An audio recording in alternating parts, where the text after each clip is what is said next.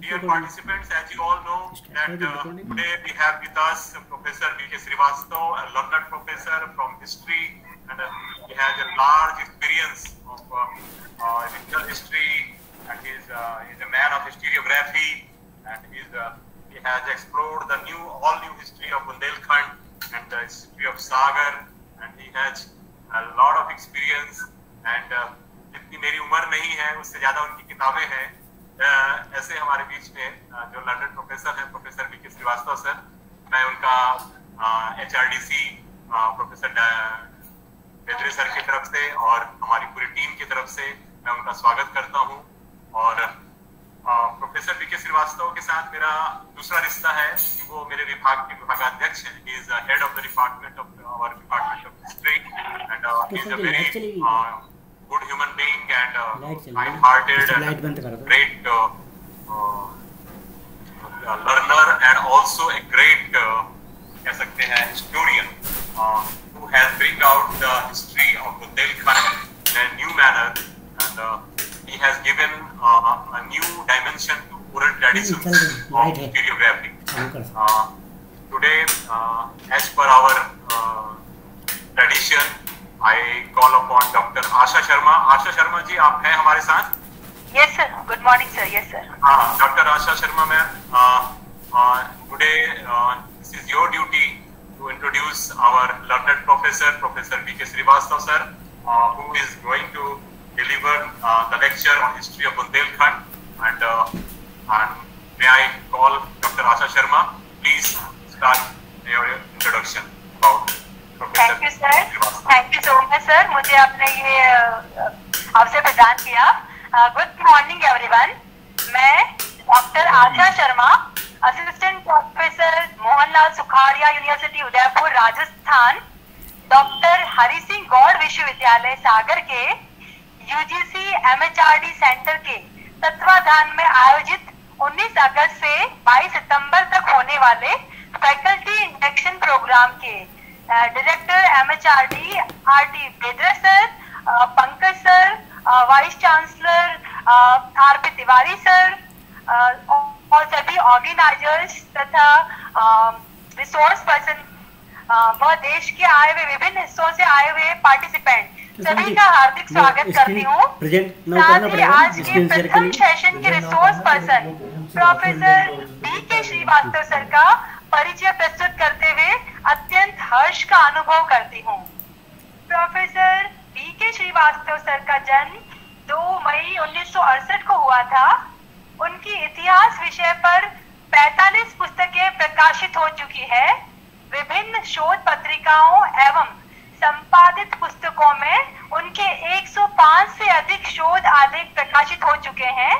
100 से अधिक राष्ट्रीय एवं अंतर्राष्ट्रीय शोध संगोष्ठियों और सम्मेलनों में उन्होंने अपने शोध पत्र प्रस्तुत किए हैं।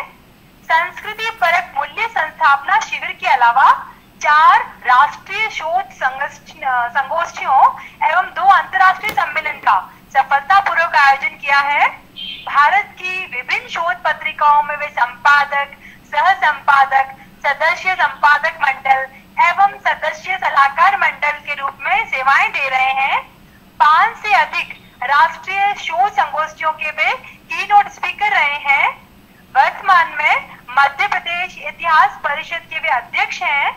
इसके अलावा भी राष्ट्रीय स्तर की विभिन्न अकादमिक संस्थाओं में वे अध्यक्ष, उपाध्यक्ष, कोषाध्यक्ष एवं आजीवन सदस्य के रूप में जुड़े हुए हैं।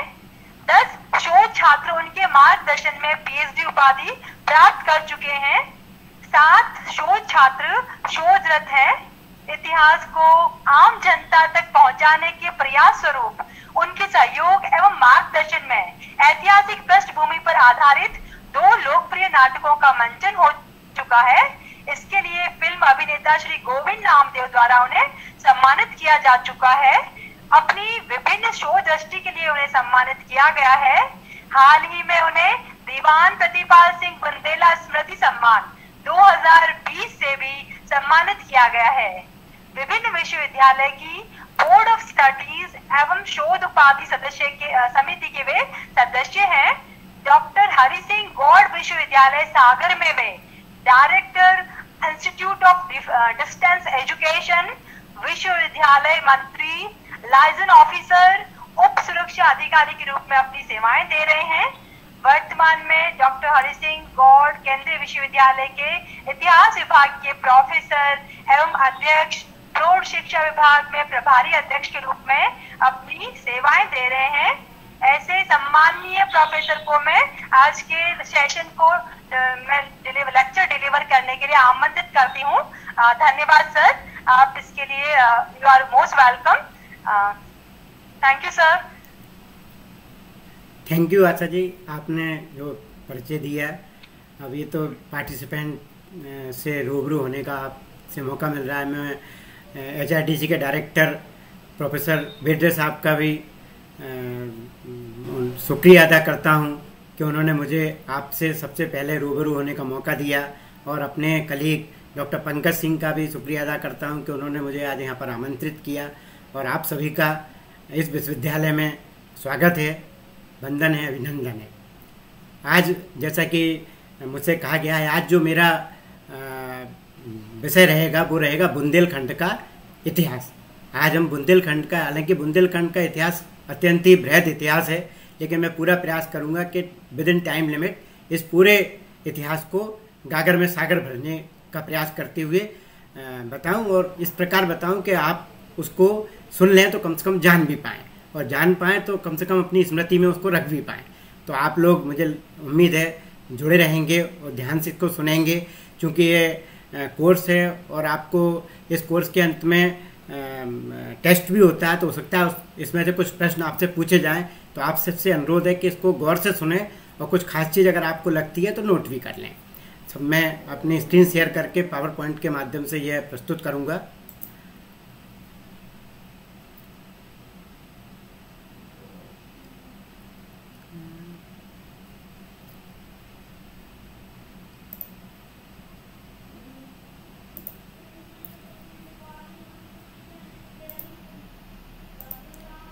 सोनती जरा स्क्रीन शेयर प्रेजेंट नाउ में करना जरा, योर एंटायर स्क्रीन कर दें। प्रेजेंट नाउ पे क्लिक कर, प्रेजेंट नाउ पे क्लिक कर रही है। आओ आओ, अरे आ जाओ, बंद कर। ये है ना योर एंटायर स्क्रीन।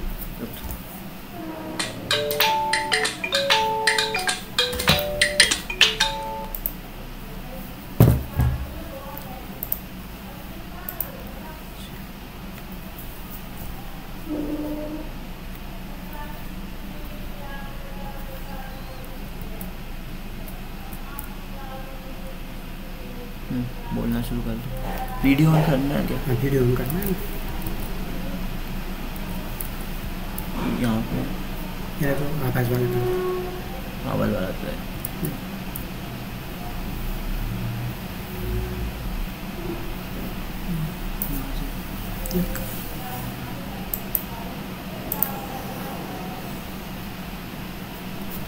वो ऑन ऑल टैप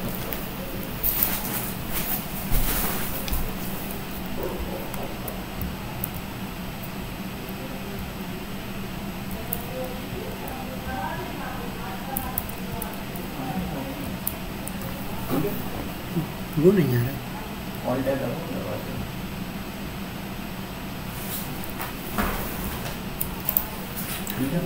हाँ हाँ, पंकज जी दिखाई दे रहा है? हेलो सर, आ रहा है। हाँ, सुन पा रहे हैं? आ रहा है। ठीक। हाँ जी, आवाज आ रही है आपकी। जी जी, थैंक यू। स्क्रीन पे आ रहा है। तो पार्टिसिपेंट सभी आप लोग देख पा रहे हैं जो पावर पॉइंट है? Yes sir. हाँ ठीक है, ठीक है, प्लीज कंटिन्यू। हाँ ओके।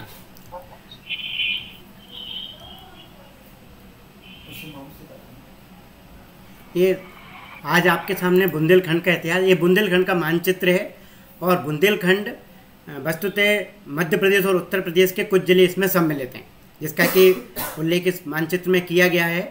और ये जो बुंदेलखंड है, बुंदेलखंड यहाँ पर प्राचीन काल में, जो महाजनपद काल या अत्यंत प्राचीन काल में ये चेदी देश था, उसकी जो राजधानी है चंदेरी वह थी, और दर्शान देश यह जो दसान नदी हमारे पश्चिमी बुंदेलखंड में बहती है वो दसान नदी का क्षेत्र है और यह दर्शान प्रदेश भी पूर्व में अस्तित्व में था। टालमी ने अपने भूगोल में चंद्रावती का उल्लेख किया है और उसमें 4 नगरों तमसिस, करपोर्निया, इमलथ्री और नंदबगदूर का उल्लेख किया है और कनिंगम महोदय ने इन नामों का साम्य क्रमशः कालिंजर, खजुराहो, महोबा एवं नरवर से किया है। इसके बाद इसका एक नाम जुझोती मिलता है और जिस समय ह्वेनसांग भारत की यात्रा पर आया था वह भी इस प्रदेश में आया था और उसने अपने यात्रा विवरण में इसे चिचिटो कहा है और कनिंगम के अनुसार यह चिचिटो ही जुझोती है और यहाँ पर जुझोतिया ब्राह्मणों की बहुलता है, जिससे भी यह बात साबित होती है। और इसके पीछे जो मेन कारण है वो यहाँ पर सुरश्मी चंद एक सामंत राजा थे और उनका शासन यहाँ पर एरण में था। उसके बाद जेजाक भुक्ति भी बुंदेलखंड को कहा जाता है। ये चंदेल वंश का तृतीय राजा जेजा अथवा जयशक्ति के नाम पर इस क्षेत्र को जेजाक भुक्ति भी कहा जाता है। जैसा कि हमने अभी आपको बताया एरण, ये एरण यहाँ अत्यंत महत्वपूर्ण स्थल है जो सागर से लगभग 70 किलोमीटर की दूरी पर है और यहाँ पर जो ताम्रपाषाण युगीन सभ्यता है, भारत की प्राचीनतम सभ्यता। आपको ये भी बता दें कि जो पुरापाषाण का कालीन मानव था, आज से 40-50 हजार वर्ष पूर्व जो मानव था और उसके चित्रित शैलाश्रय भी हमारे बुंदेलखंड में आवचंद में मिले हैं और कई जगह पर प्राप्त हुए हैं। और एरण जो है वो ताम्रपाषाण युगीन संस्कृति का प्रचायक है। और यहाँ जो सबसे महत्वपूर्ण चीज़, जिस प्रकार हमारे यहाँ ग्रीष्मकालीन राजधानी देश की शिमला कही जाती है, मध्य प्रदेश की पचमढ़ी कही जाती है, ठीक उसी प्रकार समुद्रगुप्त एक दिग्विजयी सम्राट था। समस्त भारत उसने जीत लिया था, लेकिन वो फुर्सत के क्षणों में मनोरंजन के लिए परिवार सहित एरण में आकर रुकता था। और एरण में समुद्रगुप्त का जो हमें अभिलेख मिला है, जो कि कलकत्ता संग्रहालय में रखा हुआ है, उसमें एरण को उसने सौभोग नगर कहा है। सौभोग नगर का मतलब होता है आमोद प्रमोद का नगर। और एक और जो महत्वपूर्ण चीज़, रामगुप्त की ऐतिहासिकता। हम अधिकांश पुस्तकों में पढ़ते हैं कि समुद्रगुप्त के बाद चंद्रगुप्त द्वितीय विक्रमादित्य राजा बना, लेकिन अगर एरण की खोज नहीं होती तो हम ये कदापि नहीं जान पाते कि चंद्रगुप्त द्वितीय के पहले रामगुप्त भी एक शासक था, जिसका उल्लेख यहाँ के सिक्कों में मिला है। और इसके साथ एक बड़ी रोचक कहानी मिलती है कि समुद्रगुप्त ने यहाँ पर नागों को परास्त कर यह स्थान प्राप्त किया था और शकों के साथ भी उसका युद्ध हुआ था, शकों को भी उसने खदेड़ दिया था। लेकिन समुद्रगुप्त की मृत्यु के पश्चात शकों को लगा कि यहाँ का जो माहौल है या स्थिति है अब उतनी मजबूत नहीं है और इस कमजोरी का लाभ उठाकर उसने यहाँ पर आक्रमण किया। रामगुप्त परास्त हुआ और उसमें रामगुप्त को एक संधि करने के लिए बात देना पड़ा। यह संधि इस प्रकार थी कि अगर रामगुप्त अपनी पत्नी ध्रुव देवी को शक राजा के शिविर में भेज देता है तो रामगुप्त को अभयदान मिल जाएगा। रामगुप्त इसके लिए तैयार हो गया। जब यह बात उसके छोटे भाई चंद्रगुप्त द्वितीय विक्रमादित्य को पता चली तो उसको बड़ा यह नागवार गुजरी बात। उसको लगा कि हम समुद्रगुप्त जैसे महाप्रतापी महापराक्रमी राजा के वंशज हैं और ये जो होता है तो ये गुप्त वंश के नाम पर, गुप्त साम्राज्य के नाम पर एक कलंक का धब्बा होगा। और इसलिए चंद्रगुप्त द्वितीय विक्रमादित्य ध्रुव देवी का भेद बनाते हैं और शक राजा के शिविर में पहुंच जाते हैं और शक राजा को मौत के घाट उतार देते हैं। और उसके बाद वो वापस आते हैं। उनको लगता है कि अब रामगुप्त जैसे कमजोर शासक को यहाँ पर शासक करने का कोई अधिकार नहीं है, तो वह शासन अपने हाथ में ले लेते हैं, शासन के सूत्र, और रामगुप्त की भी मार डाला जाता है और उसकी जो पत्नी थी ध्रुव देवी उसके साथ चंद्रगुप्त द्वितीय का विवाह हो जाता है। तो इस प्रकार जो एरण है, आप देखेंगे इसमें ये एक विष्णु मंदिर दिख रहा है। ये भव्य विष्णु मंदिर है जिसमें एक 12 फुट ऊंची करीब विष्णु की प्रतिमा है जो कि यहाँ दिखाई दे रही है। इसके बाद और यहाँ पर ये पशुवराह की मूर्ति दिखाई गई है। ये पशुवराह की मूर्ति, जैसा कि मैंने अभी आपको बताया, सुरश्मी चंद के जो 2 सामंत थे, उपसामंत धन्य विष्णु, और धन्य विष्णु का एक अभिलेख इसके वक्ष पर उत्कीर्ण है। ये गुप्तों के बाद यहाँ पर तोड़माड़ का शासन स्थापित हुआ था और तोड़माड़ के समय धन्य विष्णु ने यहाँ पर अभिलेख उत्कीर्ण कराया था। और उसके बाद ये जो लाट दिख रही है इसको सुरश्मी चंद की लाट कहा जाता है, इसको गरुण स्तंभ कहा जाता है। ये गरुण भगवान बताए गए हैं और ये बड़ी महत्वपूर्ण लाट है जो कि आपको यहाँ पर ये दिखाई दे रही है। पूरी की पूरी लाट यहाँ पर दिखाई दे रही है। तो इस प्रकार ये जो एरण है ये अत्यंत महत्वपूर्ण स्थल है और इसका पर्यटन की दृष्टि से विकास नहीं हो पाया है। अगर ये विकास हो जाता है तो आप यकीन मानिए कि जो स्थिति आज सांची और खजुराहो को प्राप्त है, वही स्थिति विश्व धरोहर की सूची में निश्चित रूप से एरण को भी प्राप्त हो पाएगी। इसके बाद यहाँ पर जो नेक्स्ट है बुंदेला शब्द की व्युत्पत्ति एवं बुंदेलखंड का नामकरण। तो आपको ये बता दें कि आपने कन्नौज के राजा जयचंद का नाम आप सभी ने सुना होगा। उसकी राजधानी कन्नौज थी जयचंद की, लेकिन वह काशी में आता था और काशी में वो उसका आवास रहता था। उसका जो सामंत राजा था वीरभद्र, वीरभद्र की 2 रानियां थीं। इसकी ज्येष्ठ रानी के 4 पुत्र थे और छोटी रानी का 1 पुत्र था। और जो वीरभद्र राजा थे वो अपनी छोटी रानी से और उसके पुत्र पंचम से अत्यधिक प्यार और स्नेह करते थे, और इसीलिए उन्होंने ज्येष्ठ न होने के बावजूद पंचम को उत्तराधिकारी बना दिया। और पंचम को उत्तराधिकारी बनाया जाना जो चारों भाई थे उनको नागवार गुजरा। और जब वीरभद्र की मृत्यु हो गई तो वीरभद्र की मृत्यु के पश्चात जो चारों भाइयों ने पंचम को राज्य से निकाल दिया। पंचम राज्य से निकल गए और उन्होंने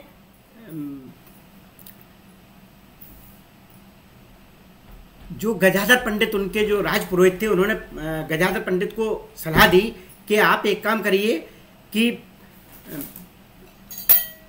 जो विंध्यवासिनी देवी का मंदिर है, विंध्यवासिनी की देवी के मंदिर पर आप जाइए और वहां पर देवी से प्रार्थना कीजिए, देवी सुनिश्चित रूप से आपकी रक्षा करेंगी।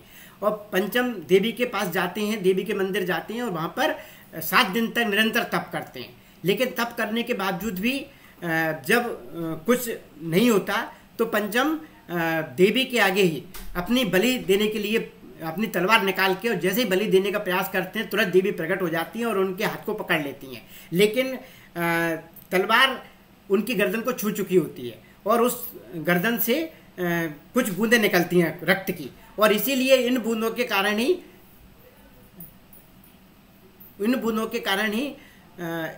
उनको बुंदेला कहा गया। बुंदेला शब्द की व्युत्पत्ति इन बूंदों से हुई। और पंचम के बारे में भी एक कथा मिलती है कि कहा जाता है कि जब वो देवी के आगे तपस्या कर रहे थे तो उन्होंने 5 बार अपनी रक्त की बूंदों से देवी का अभिषेक किया था, इसीलिए उनको पंचम कहा गया और उनका वास्तविक नाम हिमकरण था। तो इस प्रकार पंचम बुंदेला से बुंदेला साम्राज्य की स्थापना होती है। और बुंदेला शब्द की व्युत्पत्ति चूंकि बूंद से बुंदेला बना, और कुछ जो इतिहासकार हैं वो यह भी मानते हैं कि चूंकि ये विंध्य क्षेत्र में है, विंध्यवासिनी देवी जो मिर्जापुर में है, विंध्यवासिनी देवी के भक्त थे, तो उसी के नाम पर ये विंध्य से विंध्येला हुए और विंध्येला से कालांतर में बुंदेला बन गए।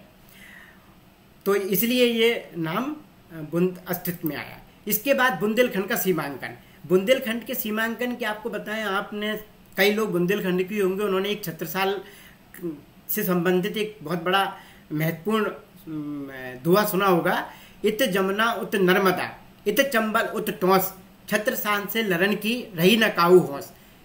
तो जमुना और नर्मदा, इन नदी के बीच का क्षेत्र, और चंबल और टोंस नदी के बीच का क्षेत्र, यानी इसके चारों जो सीमा हैं वो चंबल, टोंस, नर्मदा और चंबल नदी, जमुना नदी बनाती हैं।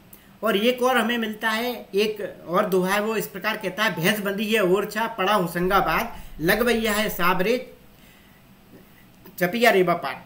तो इस प्रकार ये पता चलता है कि इसमें आपका ओरछा भी है, होशंगाबाद भी है, और यानी कि भैंस ओरछा में बंधी हुई है और उसका जो पड़ा है वो होशंगाबाद में बंधा हुआ है, और जो दूध लगाने वाला है वो सागर में रहता है, और जो जिस बर्तन में उसको दूध निकालना होता है वो रेवा पार यानी कि नर्मदा तक है। तो इस प्रकार ये भी सीमांकन के बारे में से जानकारी मिलती है। एक और जो बात हमें पता चलती है, जब छत्रसाल ने अपने साम्राज्य का 3 भागों में विभाजित किया था, उसने अखिल बुंदेला साम्राज्य की स्थापना की थी और उस साम्राज्य को 3 भागों में बांटा था।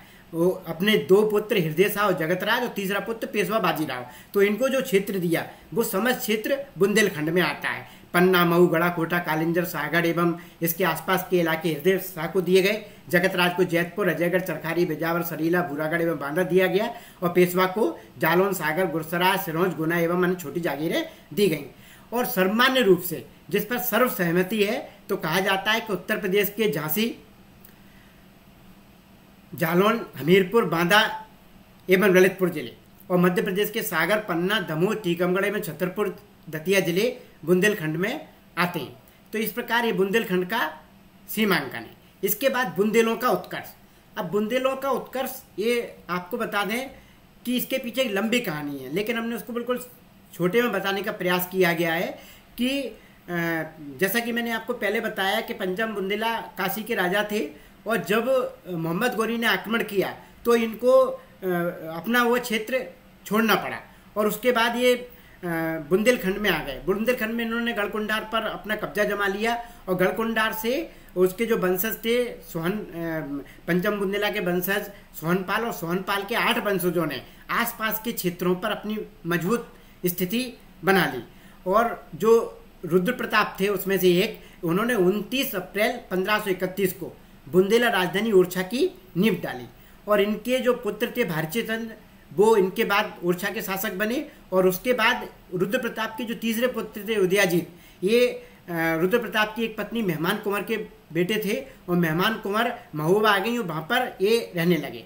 चंपत राय और छत्रसाल इन्हीं उदयाजीत के वंशज थे, जिनके बारे में हम आगे उल्लेख करेंगे। इसके बाद भारतीय चंद के बाद मधुकर शाह बुंदेलखंड के सम्राट बने, शासक बने, जिनका काल 1554 से 1592 है, यानी कि ये अकबर के कंटेम्परेरी थे। अकबर का काल भी आपका जो था 1558 से 1605 है। तो इसी समय मुगल और बुंदेलाओं के बीच संघर्ष की शुरुआत हो चुकी थी, क्योंकि अकबर चाहते थे मधुकर शाह उनके अधीन रहें, और वो रहे भी, लेकिन आपस में खटास स्थायी रूप से निर्मित हो गई थी। और जब जहांगीर ने विद्रोह किया था, तो उस विद्रोह के समय जो जहांगीर के मित्र थे वीर सिंह बुंदेला, उन्होंने 9 अगस्त 1602 ईस्वी को जहांगीर के कहने पर अकबर के घनिष्ठ मित्र अबुल फजल की हत्या कर दी थी। तो इससे भी बुंदेला और मुगलों के बीच में संबंध में खटास आई। लेकिन जब जहांगीर शासक बना तो जहांगीर ने, चूंकि वीर सिंह बुंदेला उनके मित्र थे, तो जहांगीर ने पुरस्कार स्वरूप वीर सिंह देव को यहाँ का नरेश बना दिया। और उसी समय जो उदयाजीत के वंशज चंपत राय थे, वे उनका जन्म मोर पहाड़िया पर हुआ था। युवा होने पर वे वीर सिंह देव की सेवा में आ गए। उसके बाद आपको बता दें, जहांगीर के पश्चात शाहजहां सत्ता में आया। और ये जो चंपत राय की हमने बात की, चंपत राय के बारे में आपको बता दूं कि जिस प्रकार आपने भीष्म की प्रतिज्ञा के बारे में सुना होगा, जितने भी लोग हैं मुझे लगता है कि सब महाभारत का अच्छी तरह से ज्ञान होगा। और भीष्म ने एक महाप्रतिज्ञा की थी कि मैं आजन्म अविवाहित रहूंगा और सदैव हस्तिनापुर की गद्दी के प्रति वफादार रहूंगा। ऐसी ही भीष्म के तरह की प्रतिज्ञा चंपत राय ने की थी। चंपत राय ने स्पष्ट कर दिया था कि मैं कभी सत्ता ग्रहण नहीं करूंगा, सत्ता के मोह में नहीं पड़ूंगा, लेकिन ओरछा की गद्दी के प्रति सदैव वफादार रहूंगा और सदैव प्रयास करूंगा कि ओरछा की गद्दी सुरक्षित रहे, क्योंकि उन्होंने बुंदेली एकता को मुगलों का विरोध करने के लिए अत्यंत आवश्यक समझा था। जूझर सिंह के बारे में बता दें, जूझर सिंह के समय भी शाहजहां के साथ उसका संघर्ष चला, और जूझर सिंह ने गोंड साम्राज्य पर विजय प्राप्त कर ली थी। और गोंड साम्राज्य जो था वो शाहजहां के पास मदद मांगने गया। शाहजहां ने जूझर सिंह से कहा कि भैया आप सरेंडर कर दीजिए, लेकिन जूझर सिंह ने उनकी बात नहीं सुनी और निरंतर अपना विद्रोह चलाते रहे। तब गोंडों ने एक बार शाहजहां ने सेना भेजी, और गोंडों ने जूझर सिंह और उसके बेटे का पकड़ के उसका सिर काटकर शाहजहां को दे दिया। शाहजहां ने उनके कटे सिर को सीहोर की सराय के दरवाजे पर लटकाया ताकि बुंदेला सबक लें, और उनके पुत्रों को बलात् मुसलमान बनाया।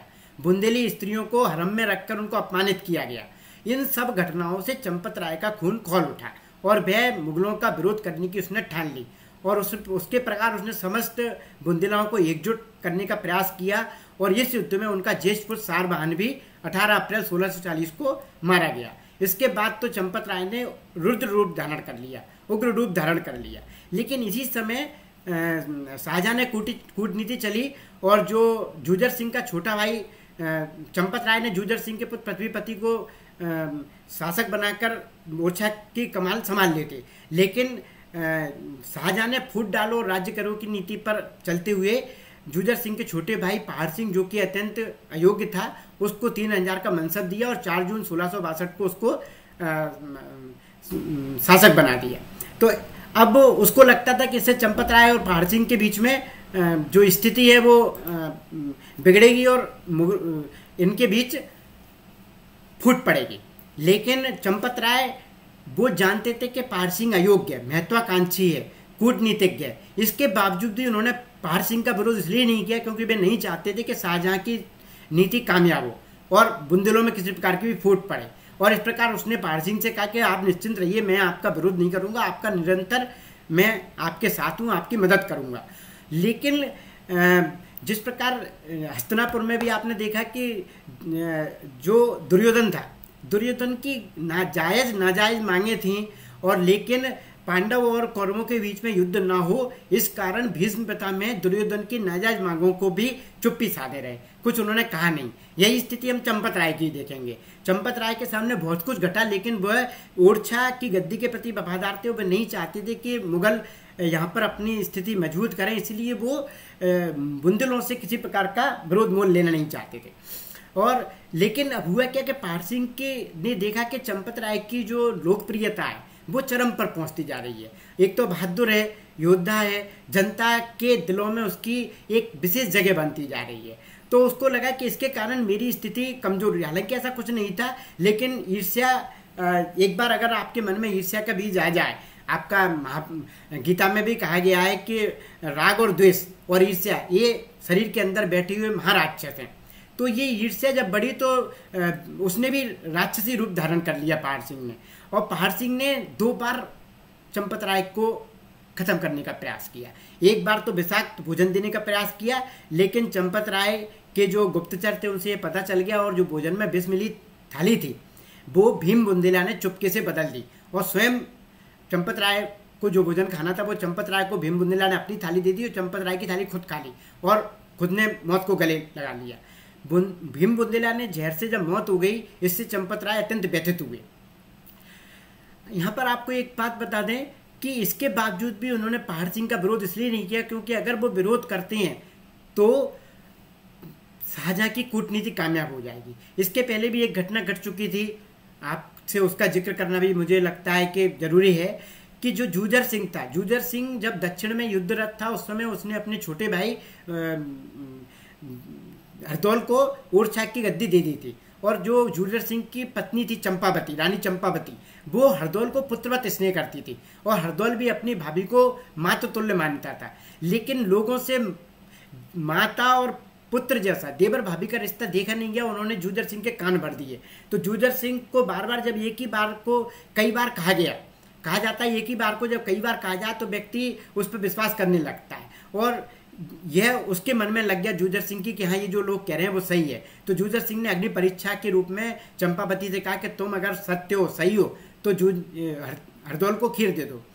तो इस प्रकार उन्होंने भोजन परोसा हरदौल को, हरदौल बड़े प्रेम से बैठ गए, और जैसे ही खीर खाने को हुए उसने एकदम हाथ पकड़ लिया और रोने लगे। हरदौल सारा माजरा समझ गए और उन्होंने कहा कि माता, आपके अस्मिता की रक्षा के लिए, आपकी पवित्रता को साबित करने के लिए मैं ये जहर भी हंसते हंसते पीऊंगा। और उन्होंने वो जहर वाला प्यारा पी लिया, और इस प्रकार हरदौल की मृत्यु हो गई। लेकिन जब जूझर सिंह को यह बात पता चली, काफ़ी देर हो चुकी थी, और कहा जाता है कि अब तो चिड़िया चुन गई खेत, कुछ हो नहीं सकता था।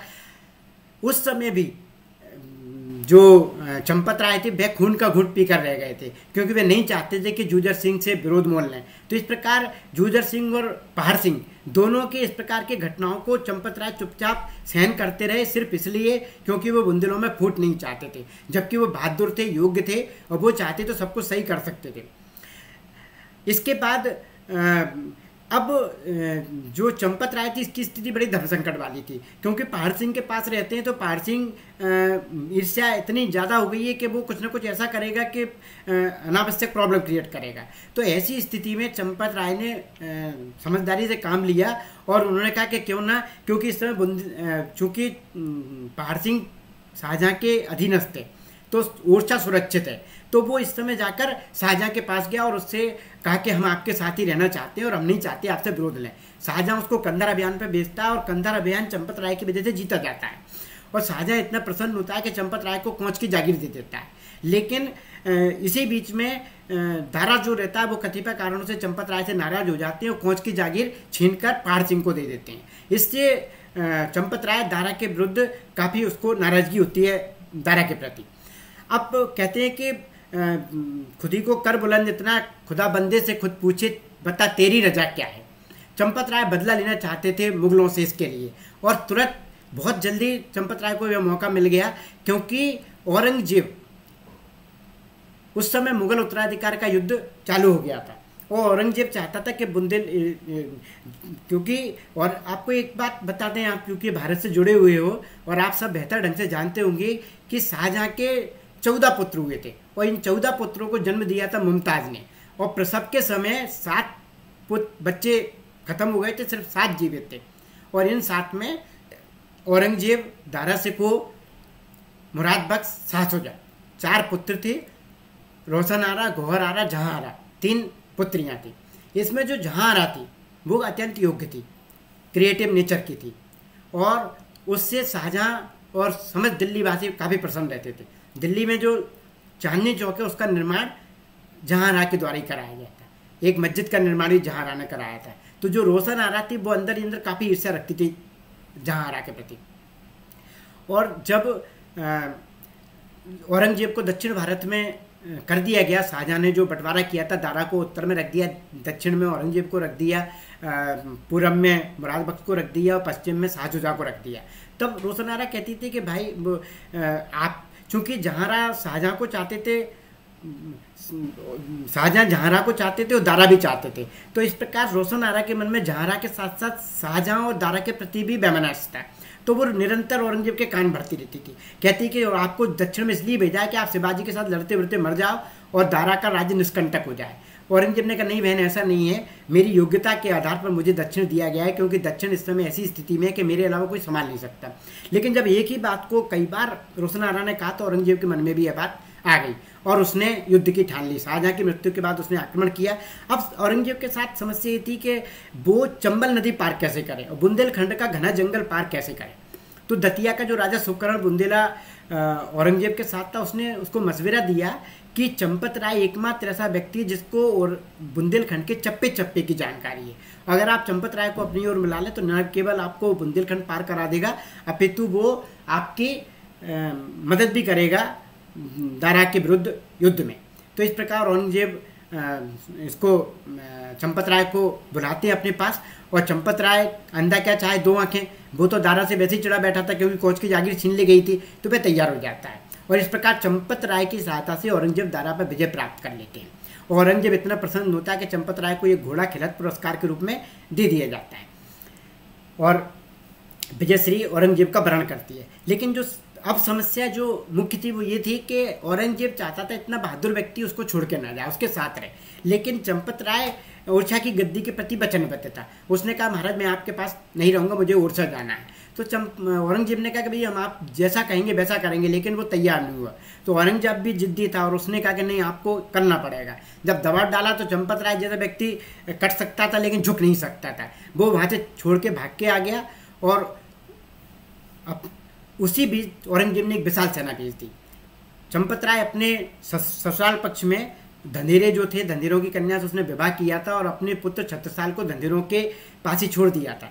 तो जो साहब सिंह धंधेरे जो कि इनके साले थे चंपत राय के, उन्होंने छत्रसाल को शिक्षित भी किया था। तो ये धंधेरों के पास जाते हैं, लेकिन जब औरंगजेब की विशाल सेना आती है तो धंधेरे सोचते हैं कि अगर हम इसको शरण देते हैं तो औरंगजेब के क्रोध का शिकार बनना पड़ेगा। तो वे प्लान करते हैं कि क्यों ना औरंगजेब को इनको सौंप दिया जाए। जब चंपत राय को यह बात पता चलता है तो वो अपनी जो पत्नी रहती है लाल कुमार, उसके साथ दोनों एक दूसरे के कटार भोंककर आत्माहुति दे देते हैं और इस प्रकार इनकी दोनों की मौत हो जाती है। तो चंपत राय की जिस समय मौत होती है उस समय छत्रसाल की उम्र मात्र 12 वर्ष की रहती है और छत्रसाल को ये बड़ा नागवार गुजरता है और वह प्रण कर लेता है कि मैं इसका बदला लेकर रहूँगा, मैं निश्चित रूप से इसका बदला सुनिश्चित रूप से लेकर रहूँगा। लेकिन अब जो मेन समस्या थी वो ये थी कि जितने भी बुंदेलखंड के राज्य थे वे कोई भी राज्य औरंगजेब के विरुद्ध छत्रसाल को मदद देने को तैयार नहीं था। छत्रसाल अपने भाई अंगद से मिलते हैं, चाचा जाम शाह से मिलते हैं और बहुत प्रयास करते हैं लेकिन कोई मदद को नहीं आता। उसी समय चाचा जाम शाह बताते हैं कि पवारों को आपके पिता ने वचन दिया था कि आप उनकी पुत्री से विवाह करेंगे। तो छत्रसाल पवारों से बात करते हैं कि मैं अपने पिता की इच्छा पूरी करना चाहता हूं, लेकिन मेरे पास कुछ नहीं है, अगर आप तैयार हो तो मैं विवाह के लिए तैयार हूं, पिता के वचन को पालन करने के लिए। तो जो पवार थे वो सहज तैयार हो जाते हैं और देव कुंवर के साथ विवाह हो जाता है। अब देव कुंवर, छत्रसाल, जाम साहब और अंगद पूरे प्रयास करते, लेकिन उनको कोई जब आशा की किरण दिखाई नहीं देती तो छत्रसाल मन बनाते हैं कि क्यों ना दक्षिण भारत चला जाए और दक्षिण भारत में शिवाजी के साथ रहकर औरंगजेब का विरोध किया जाए। यहाँ पर आपको बताते हैं कि छत्रप्रकाश जो थे गोरेलाल छत्रसाल के कवि थे, उन्होंने छत्रप्रकाश लिखा है, उसमें छत्रसाल के बारे में पूरा वर्णन मिलता है।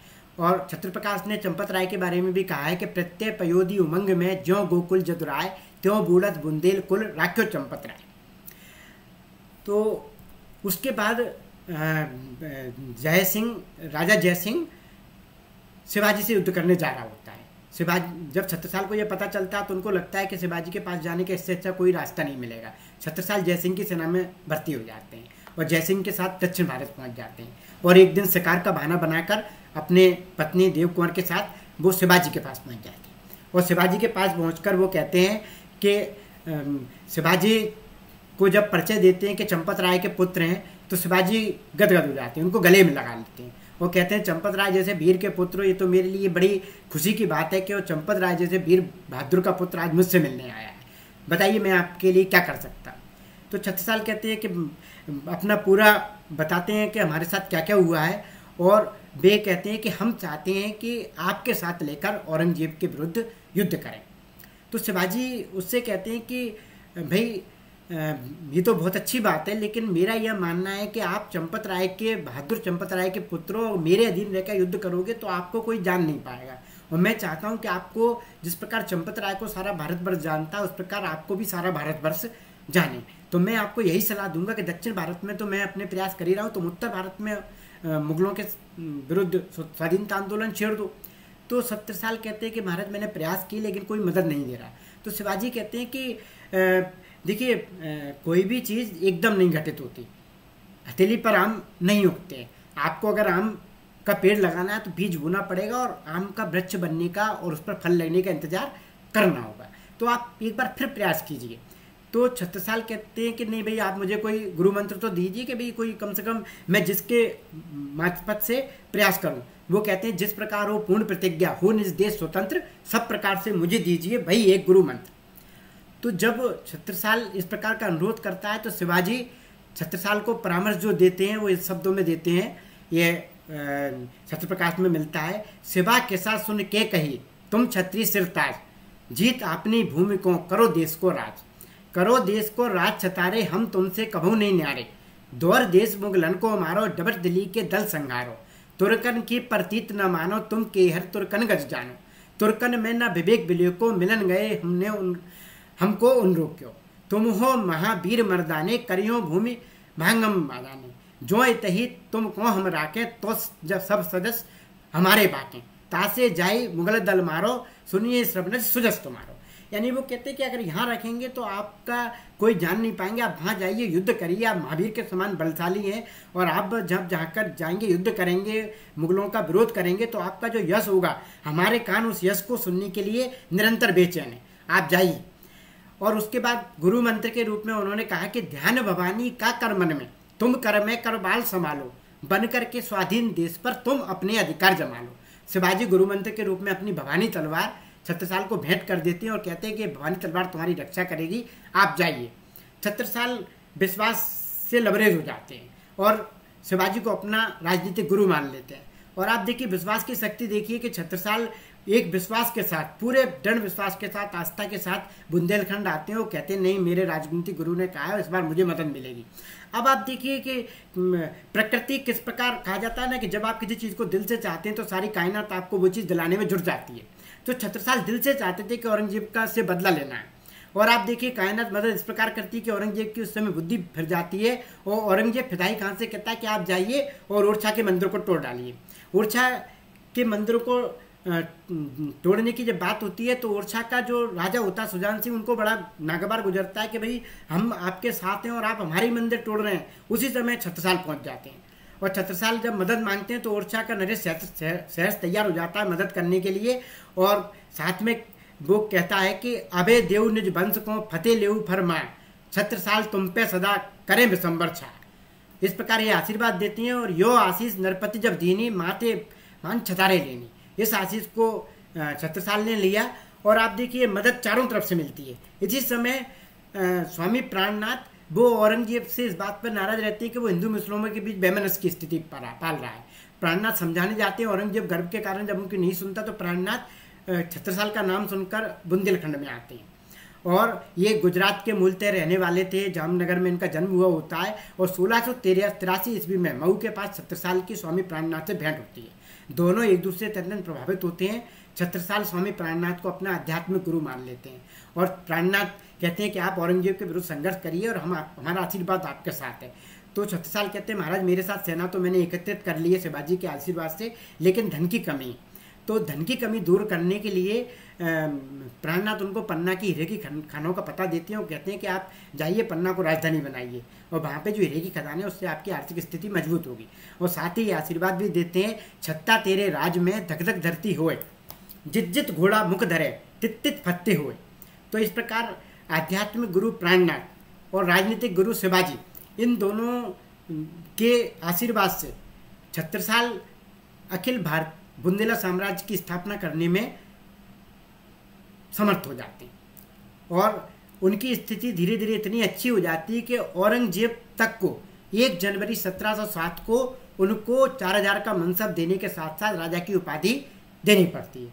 मतलब ये देखिए छत्रसाल की स्थिति कि उसकी तारीफ दूसरे क्या उसका दुश्मन तक कर रहा है, उसकी बहादुरी की, उसके शौर्य की, उसके उत्साह की, उसके राजने की।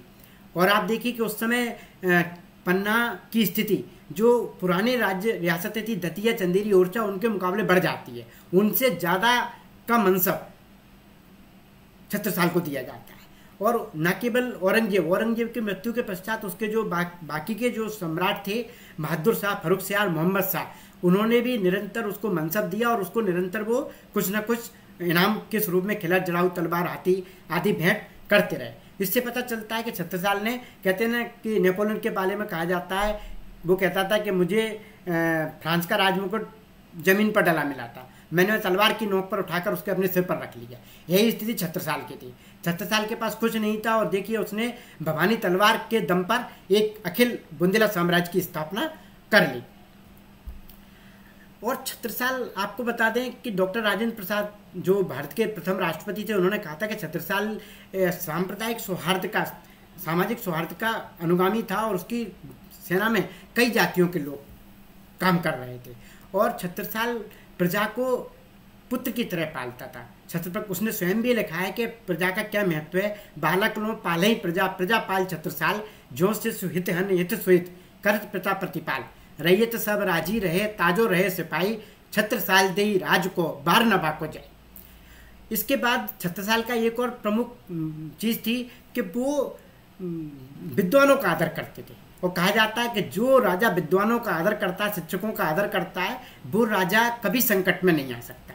तो विद्वानों के सम्राट वो स्वयं विद्वानों के बारे में कहते थे कि विद्वानों की क्या स्थिति है। तो वो कहते थे जब विद्वान आपके द्वार पे आए तो राजा को क्या करना चाहिए।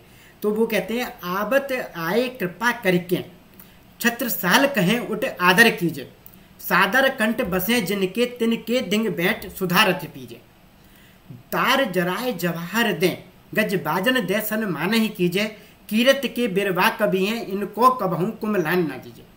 यानी कि ये जो शिक्षक वर्ग है, विद्वान वर्ग है, इसके चेहरे पर कभी उदासी नहीं आनी चाहिए, इनका चेहरा कभी कुमलाना नहीं चाहिए।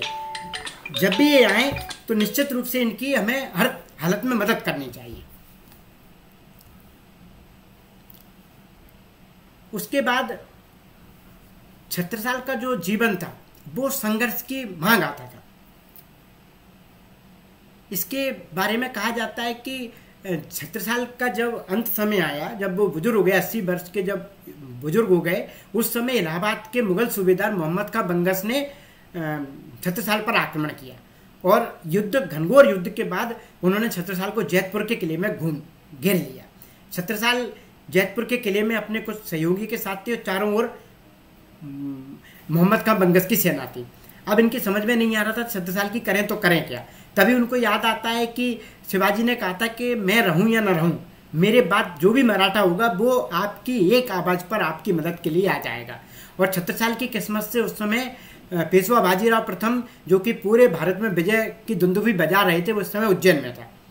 छत्रसाल उनको खत लिखते हैं, जो बीती गज ग्राह पे सो गत भई आज, बाजी जात बुंदेल की राखो बाजी लाज। और बाजीराव प्रथम को भी शिवाजी की ये बात याद रहती है और वो मदद के लिए आ जाते हैं। और जब मदद के लिए आते तो उनकी मदद से मोहम्मद खान बंगस को परास्त कर दिया जाता है, उनको वापस इलाहाबाद भेज दिया जाता है और छत्रसाल राजा बन जाता है। लेकिन छत्रसाल को लगता है कि मेरा अंत समय निकट है, वो मेरे पुत्र उतने योग्य नहीं है और निश्चित रूप से मेरे न रहने पर बुंदेलखंड की स्थिति मजबूत नहीं रहने वाली। इसलिए वो एक भव्य दरबार का आयोजन करते हैं और पेशवा को उसमें सम्मानित किया जाता है कि उन्होंने उनकी रक्षा की है। और पेशवा को इस सम्मान के साथ साथ, जैसा कि मैंने आपको जो सीमांकन के समय बताया था, अपने साम्राज्य को 3 भागों में बांटते हैं। 1/3 भाग जगतराज अपने पुत्र को देते हैं, 1/3 भाग हृदय शाह को देते हैं और 1/3 भाग पेशवा बाजीराव प्रथम को दे देते हैं। और पेशवा बाजीराव प्रथम उस भव्य समारोह के दौरान मस्तानी नाम की एक नर्तकी नृत्य कर रही होती है और ये छत्रसाल यह भांप जाते हैं कि पेशवा की निगाह मस्तानी पर है, तो वो मस्तानी को भी उनको भेंट कर देते हैं। इस प्रकार पेशवा मस्तानी से विवाह करते हैं और जब मस्तानी को मराठे लोग स्वीकार नहीं करते तो बांदा जो उनको दे दिया जाता है और बांदा के जो नवाब हैं वो पेशवा और मस्तानी की संतान कहे जाते हैं, जिन्होंने कि 1857 की क्रांति में बढ़ चढ़कर हिस्सा लिया था। और जैसा कि छत्रसाल को अंदेशा था, 4 दिसंबर 1731 को छत्रसाल की मृत्यु हो जाती है। छत्रसाल की मृत्यु के पश्चात बुंदेलखंड जो क्षेत्र रहता है वो पूरा का पूरा पेशवा बाजीराव अपने कब्जे में ले लेते हैं और मराठों की स्थिति यहाँ पर मजबूत हो जाती है। लेकिन 1817-18 में तृतीय आंग्ल मराठा युद्ध में मराठों की करारी हार होती है और 13 जून 1817 को पूना के पेशवा और अंग्रेजों के मध्य पूना की संधि होती है और इस संधि के तहत पूरा जो भूभाग था यह सब अंग्रेजों के नियंत्रण में आ जाता है। अब अंग्रेजों के नियंत्रण में आने के बाद एक जो प्रमुख घटना घटित होती है वह यह होती है कि मराठे राजस्व कर चौथ और सरदोषमुखी लेते तो थे, लेकिन उनको जब जरूरत होती थी तब लेते थे, अन्यथा सब स्वतंत्र थे। लेकिन अंग्रेज जब यहाँ पर काबिज हुए तो अंग्रेजों की एक सुव्यवस्थित भू राजस्व प्रणाली थी और इसकी भू राजस्व को वसूल करने में भी वे सख्ती वसूल करते थे। तो इस प्रकार समस्त बुंदेलखंड में अंग्रेजों के विरुद्ध धीरे धीरे वैमनस्य की स्थिति बनने लगी, विरोध की स्थिति बनने लगी। अब यहाँ पर आपको बता दें कि इसी समय काशी का जो राजा था ईश्वर नारायण सिंह, काशी का राजा ईश्वर नारायण सिंह गंगा नदी में बुढ़वा मंगल मेले का आयोजन करता है। इस बुढ़वा मंगल मेले में नावें आपस में बांधी जाती हैं और बीच में जो मंच बनता है, नावों को बांसों से बांधते तो बांसों का जो मंच बनता है उस पर लोक गायक लोक नर्तक अपनी प्रस्तुतियां देते हैं। तो ईश्वरी नारायण सिंह 1835 में इसका आयोजन करके भारत के राजा रजवाड़ों को बुलाकर और उनको कहते हैं कि आप जाइए और अपने अपने क्षेत्र में अंग्रेजों के विरुद्ध पूरे क्षेत्र को एकजुट कीजिए। बुंदेलखंड से 2 राजा जाते हैं, चरखारी का राजा रतन सिंह और जैतपुर का राजा पारीक्षित। चरखारी आप सबने सुना होगा नाम, जो कि उमा भारती का क्षेत्र है जहाँ से वो चुनाव लड़ती हैं। यह चरखारी झीलों की नगरी कही जाती है। यहाँ पर 1836 में जो रतन सिंह हैं, जिनका काल 1820 से 1857 रहता है, वो बुढ़वा मंगल मेले का आयोजन करते हैं और इस बुढ़वा मंगल मेले में 42 रियासतों के राजा रजवाड़े एकत्रित होते हैं और माँ भगवती के सिर पर हाथ रखकर वे कसम खाते हैं कि अंग्रेजों को भारत में रहने नहीं देंगे। यानी अखिल भारतीय स्तर पर पहली बार भारतीय स्वाधीनता का प्रस्ताव इस बुंदेलखंड के बुढ़वा मंगल में पारित होता है और इसकी जानकारी हमें द्विज किशोर के पारिच्छद को कटक से मिलती है, जिसमें उसकी पहली 4 लाइनें इस प्रकार हैं। पंथी प्रबल पहाड़े के सब राजन सिर ताज, जाहिर जम्मू द्वीप में पारिच्छद महाराज, बुढ़वा मंगल केन श्री रत्नेश नरेश ने जुरे सकल परवीन कौल भगवती शीश पर। तो यानी माँ भगवती के सिर पर हाथ रखकर सबने कसम खाई कि बुढ़वा मंगल में जुरे राजन सहित नवाब रहना जावे देश में कलकत्ते को साहब। यानी कलकत्ते का साहब देश में रह ना पावे। तो इस प्रकार इसमें 42 छोटी बड़ी रियासतों के राजा, चिरगांव, चरखारी, जैतपुर, जालौन, झांसी, खड्डी, पुरबा, सागर, ये कई रियासतों के राजा एकत्रित होते हैं और ये सर्वसम्मति से बुंदेलखंड में नेतृत्व पारीक्षित को सौंप देते हैं। इसके बाद पारीक्षित जो रहते हैं वो हीरापुर के हृदय सा, दक्षिणी बुंदेलखंड में, और मध्य बुंदेलखंड में नाराहट के मधुकर सा, इनके साथ एक खतरनाक त्रिकोण का निर्माण होता है। और ये तीनों के तीनों राजा, जैतपुर का राजा पारीक्षित, नारायण का मधुकर साहब, हीरापुर का हृदय साहब, ये अंग्रेजों की ईंट से ईंट बजा देते हैं और इनकी समझ में नहीं आता करें तो करें क्या। जितने भी अंग्रेज अधिकारी इस समय थे, major W.S. Sleeman, captain Brown, H. Fraser, M.C. Ommanney, Charles Fraser Hamilton, ये समझ नहीं पा रहे होते कि करें तो करें क्या। और इस समय इनकी पूरी की पूरी सेना जो रहती है वो अफगानिस्तान युद्ध में गई हुई होती है और वहाँ पर ये अफगानिस्तान युद्ध में परास्त हो जाते हैं। लेकिन इसके बाद वो कूटनीति से काम लेते हैं और उस समय झांसी का प्रिंसिपल असिस्टेंट कमिश्नर रहता है M.C. ओमनी और agent to the governor general रहता है चार्ल्स फ्रेजर। तो चार्ल्स फ्रेजर सागर के राजा बखत बली के पास जाकर मदद मांगता है और जो ललितपुर का RMC हैमिल्टन है वो बानपुर के राजा मर्दन सिंह के पास जाकर सहयोग मांगते हैं। तो इस प्रकार ये दोनों के दो, इसके पहले इस मेरे पास पारीक्षित पर, हृदय साहब पर, जवाहर सिंह पर, मधुकर साहब पर, गणेश जी पर 24 नवंबर 1842 को 2000 का इनाम घोषित किया जाता है, लेकिन उस इनाम का कोई फर्क नहीं पड़ता और 19 दिसंबर 1842 को इनाम की राशि बढ़ा दी जाती है। लेकिन इसके बावजूद भी कोई भी व्यक्ति इनको पकड़वाने के लिए तैयार नहीं होता। तत्पश्चात 22 दिसंबर ये चार्ल्स फ्रेजर जाते हैं सागर राजा बखतबली के पास और RMC हैमिल्टन जाते हैं बानपुर के राजा मर्दन सिंह के पास। अब ये जो दोनों राजा हैं ये अंग्रेजों के सख्त दुश्मन थे, खिलाफ थे। अब इनका कहना रहता है मदद क्यों करें आपकी। तो फिर ये कहते हैं कि अगर आप हमारी आज मदद करेंगे तो हुआ क्या था कि जो सागर के राजा बखत बली थे इनसे इनके पूर्वजों ने, इनके पूर्वज जो मर्दन सिंह थे उनसे ग्वालियर के सिंधिया ने गढ़ाकोटा छीन लिया था और वे सागर के राजा कहलाए थे। तो सागर राजा बखत बली चाहता था कि अपने पूर्वजों का गढ़ाकोटा पुनः प्राप्त किया जाए। इसी प्रकार बानपुर राजा मर्दन सिंह के जो पिता थे मोर प्रहलाद, उनसे सिंधिया ने चंदेरी छीन लिया था और ये बानपुर के राजा कहलाने लगे थे। तो मर्दन सिंह की हार्दिक इच्छा थी कि किसी भी प्रकार अपना चंदेरी जो रियासत थी वो प्राप्त की जाए। तो जब अंग्रेज इनको ये दोनों रियासतें इन राजाओं को देने का आश्वासन देते हैं और उसी समय एक और घटना होती है कि ये जो बुंदेले विद्रोही थे ये असल में अंग्रेजों के विरुद्ध ही नहीं, ये बानपुर रियासत में और सागर रियासत में भी लूटपाट कर रहे थे। तो इन दोनों राजाओं का कहना था भैया आपके अंग्रेजों से दुश्मनी है, आप उनकी रियासत में लूटपाट कीजिए, आप अगर यहाँ लूटपाट करेंगे तो जनता तो हमसे कहेगी कि आप इनको पकड़वाइए। तो इस कारण वे तैयार हो जाते हैं। उनको लगता है कि दो काम होंगे, एक तो ये हमारे यहाँ जो लूटपाट हो रही है तो जनता को लगेगा हमने बुंदेला विद्रोही को पकड़वा दिया, और दूसरा जो प्रमुख चीज़ है कि अंग्रेज सिंधिया से क्रम से गढ़ाकोटा और चंदेरी हमें वापस दिला देंगे। तो ये दोनों राजा तैयार हो जाते हैं और इसी क्रम में ये देखिए आप 22 दिसंबर 1842 को हृदय शाह को राजा बखतबली पकड़वा देते हैं और 24 जनवरी 1844 को मर्दन सिंह मधुकर शाह को पकड़वा देते हैं। और बचे पारीक्षित।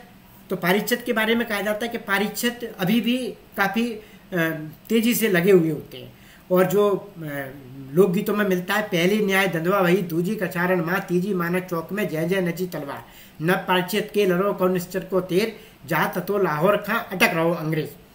तो इस प्रकार पारीक्षित अपना पूरी तरह से युद्ध में कमर कस के युद्ध लड़ते हैं और अंग्रेजों को कई जगह परास्त भी करते हैं। लेकिन बाद में जब जैतपुर पर अंग्रेज कब्जा कर लेते हैं तो पारीक्षित अपने असल में ये जो रतन सिंह था चरखारी का राजा, वो पारीक्षित का भतीजा था, अंग्रेजों से मिला हुआ होता। तो पारीक्षित अपनी पत्नी जो थी रजो रानी, उसको इनके यहाँ छोड़ने जाते हैं, फत्तमवीर देव भी कहा जाता है उस रानी को। तो उसी समय रतन सिंह 11 तोपों की सलामी देते हैं। तो पारीक्षित को लगता है कि आज तक को मुझे सलामी नहीं दी गई, आज ये सलामी क्यों दी जा रही है। तो वो समझ जाते हैं जरूर ये अंग्रेजों को इशारा किया जा रहा है। तो वो कहते हैं कि काकाजू वहाँ पकड़वे इशारों देवी को बंदोबस्त खूब करो, फिर कबहू भेंट पार हुई है, और वहाँ से चले जाते हैं। और उसके बाद वो जेरन के महल में शरण लेते हैं और कहा भी गया सबरे राजा जुरे चरकारी बुढ़वा मंगल कीन पुनि सब बैठ जाए घड़ियन में पारिषद को मोहरा दीन। यानी पारिषद को नेतृत्व सौंपकर पूरे राजा अपनी अपनी घड़ियों में बैठ जाते हैं या अंग्रेजों के साथ देते हैं और कोई भी लड़ने के लिए सामने नहीं आता। लेकिन इसके बाद जो टीकमगढ़ की रानी लड़ई सरकार थी, टीकमगढ़ की रानी लड़ई सरकार वो भी अंग्रेजों की मित्र थी और वो पारिषद को पकड़वा देती है। इस प्रकार 1844 में इनको आत्मसमर्पण कर देते हैं पारिषद, तो उनको 1200 रुपये की पेंशन दे दी जाती है। और लोकगीतों में कहा गया है कि राम रची सो होए लड़ाई तेने खूब लड़ी जुग जुग जियो पारिषद लड़ाई तेने जेर करी। इसके बाद आपको बता दें कि बुंदेला विद्रोह का दमन हो गया, लेकिन बुंदेला विद्रोह के दमन के बाद भी राष्ट्रीय चेतना निरंतर बुंदेलखंड में जारी रही और अंग्रेजों को समझ में नहीं आ रहा था कि आखिरकार ये राष्ट्रीय चेतना कैसे बढ़ रही है, लोगों में इस प्रकार एकजुटता कैसे बढ़ रही है। वे नहीं जानते थे कि इसका यह काम हरबोलों के द्वारा किया जा रहा है। हरबोले जैसा कि ये इनके लोकगीतों में मिलता है, मंत फुरैना जाहिर होए कित्ता जतन करें जो कोई अंग्रेजन ने दो प्रस्ताव संधिकरण का पड़ो दबाव के हर हर बम हर गंगा हर गोपाल हर के बचन सुनो दो चार तरे न प्रण से बाको सूर मुख पे दम के नोखो नूर सुन पारिषद को इनकार अंग्रेजन ने छेड़ी रात के हरर बम। यानी ये टेक के रूप में हरर का उपयोग करते थे, इसलिए इनको हरबोले कहा गया। और जो हरबोले थे ये इनका निराला वर्ग था, न जाति पात का कोई भेद था। चारण भी थे, भाट भी थे, जसोंदी थे, जोशी थे, ये सब एक साथ निकल पड़ते थे। खेड़ों पूर्वों नगरों गांव गांव गली गली द्वार द्वार गाते जाते थे। कांच की धोती पहनते थे, ऊपर मिर्जई पहनते थे, सिर में मुड़ासा, पैरों में जब्बेदार पनैया पहनते थे। और इस प्रकार ये निरंतर अपने गीतों के द्वारा बुंदेलखंड में क्रांति की अलग जगाते रहे। और कहा जाता है कि बुंदेलखंड में एक पैरेलल जो विरोध या क्रांति इन लोकगीतों ने भूमिका निभाई थी। कहा जाता है कि अगर कोई पेपर होता, पुस्तक होती, अंग्रेज जब्त कर लेते, बंद कर देते, लेकिन इन लोकगीतों का क्या करें, ये कहीं दिख नहीं रहे हैं और निरंतर चलायमान है। और कहा जाता है कि इन लोकगीतों का हमला जो था वो इतना बेहतर, इतना महत्वपूर्ण हमला था कि अंग्रेजों की छावनियाँ इसमें बह गईं। एक लोक गायक ने कहा भी है कि काहू ने शहर भाषे काहू ने लावनी अब के हल्ला में फूकी जात छावनी। तो इस प्रकार ये जो हरबोलों का वर्ग था, इनके कारण काफ़ी जो क्रांति की तीव्रता निरंतर बढ़ती गई। अब यहाँ पर जो हुआ कि बुंदेला विद्रोह के ठीक 15 साल बाद 1857 की क्रांति होती है और इस क्रांति में एक खतरनाक त्रिकोण बनता है पारिषद, हृदय शाह और मधुकर शाह के बीच। यहाँ पर एक और खतरनाक त्रिकोण निर्मित होता है सागर के राजा बखत बली, भानपुर के राजा मर्दन सिंह और झांसी की रानी लक्ष्मीबाई के बीच। असल में बखत बली और मर्दन सिंह दोनों ने बुंदेला विद्रोह के दमन में मदद की थी अंग्रेजों की, लेकिन अंग्रेज इतने एहसान फरामोश निकले कि इन्होंने सिंधिया से चंदेरी भी प्राप्त कर लिया और सिंधिया से गढ़ाकोटा भी प्राप्त कर लिया, लेकिन न गढ़ाकोटा बखत बली को लौटाया और न चंदेरी मर्दन सिंह को। और इसका जो खामियाजा उनको 1857 की क्रांति में भुगतना पड़ा। 21 नवंबर 1853 को जब गंगाधर राव की मृत्यु हुई और ये सब राजा रानी लक्ष्मीबाई के पास शोक संवेदना व्यक्त करने गए थे, उस समय सभी ने मिलकर ये प्लान किया था कि हम अंग्रेजों की ईंट से ईंट बजाकर रहेंगे और इस प्रकार क्रांति की योजना बनी थी, जो कि 1857 में सामने आई। यहाँ पर आपको एक पत्र दिख रहा होगा, ये पत्र रानी लक्ष्मी। अच्छा, आपको बता दें कि जो मर्दन सिंह है भानपुर का राजा, ये काफ़ी योग्य राजा था, काफ़ी बहादुर राजा था। इसके बारे में कहा जाता है कि अंग्रेज इसके नाम से कांपते थे और रानी लक्ष्मीबाई इससे निरंतर परामर्श लेती थी। और ये जो पत्र है ये कालपी से मर्दन सिंह को लिखा गया पत्र है। ये पत्र बड़ा महत्वपूर्ण है, इससे 3 चीज़ें जाहिर हमारे सामने आएंगी। पहली चीज़ कि सबसे पहले स्वराज की बात रानी लक्ष्मीबाई ने की। दूसरी चीज़, रानी लक्ष्मीबाई अंग्रेज झांसी के लिए नहीं भारत के लिए युद्ध रखती। और तीसरी चीज़ यह योजनाबद्ध क्रांति थी, यह ये कोई सिपाही विद्रोह नहीं था। तो आप इस गौर से इस पत्र को सुने। इसमें पत्र में लिखा है, श्री श्री महाराजा मर्दन सिंह जूदेव एते श्री श्री महारानी लक्ष्मीबाई आपर अपन के समाचार भले चाहिए। आपर अपन की बा सागर बारे की बा नाना साहब की बा तात्या टोपे की सलाह भई थी कि स्वराज भाव चाहिए। यही सलाह पे डटो रानी है, कैसे कि भारत अपन को देश है, ये विदेश की गुलामी करबो अच्छो नहीं है, इनसे लड़बो अच्छो है। पाती समाचार देवे मावे मिति क्वारवती संबत 1914 मुकाम कालपी। तो ये पत्र में साफ रानी कह रही है कि भारत अपन को देश है और आपर अपन की व सागर बारी की व नाना साहब की सलाह हुई थी कि स्वराज बहुत चाहिए, यानी योजना बनी थी और स्वराज की बात हुई थी। तो स्वराज का उल्लेख हमें इस पत्र में मिलता है और पैरेलल रूप से एक लोकगीत में भी मिलता है, जिसमें वो यह लोकगीत भी इसी बात को इन शब्दों में कहता है, जिए पराए बसी हो जासे भलो वीर विष खा के मर जाए, होए सूर सो तेगा ताने, भारत से अंग्रेजन को मार भगाए, अंग्रेजन को राज न चाने मिलके अपनो होए सुराज, परदेशन की काट गुलामी करें अब रैयत को राज। तो इस प्रकार ये 1857 की क्रांति की तीव्रता काफ़ी रहती है। और उसके बाद सागर, जब सागर एक प्रमुख केंद्र बन जाता है क्रांति का, इसकी चर्चा हम अगले जो व्याख्यान है उसमें करेंगे। तो सागर का जो किला था, ये चारों ओर से इसको क्रांतिकारियों को द्वारा घेर लिया जाता है। एक तरफ यहाँ पर आप देखिए, ये पूरा का पूरा जो क्षेत्र है ये बोधन दउआ के नियंत्रण में रहता है। फिर ये सागर राजा बकत बली, बानपुर राजा, चारों तरफ से आदिल मोहम्मद खां, फाजिल मोहम्मद खां के द्वारा घेर लिया जाता है। इसकी चर्चा हम नेक्स्ट उसमें आपके संग करेंगे।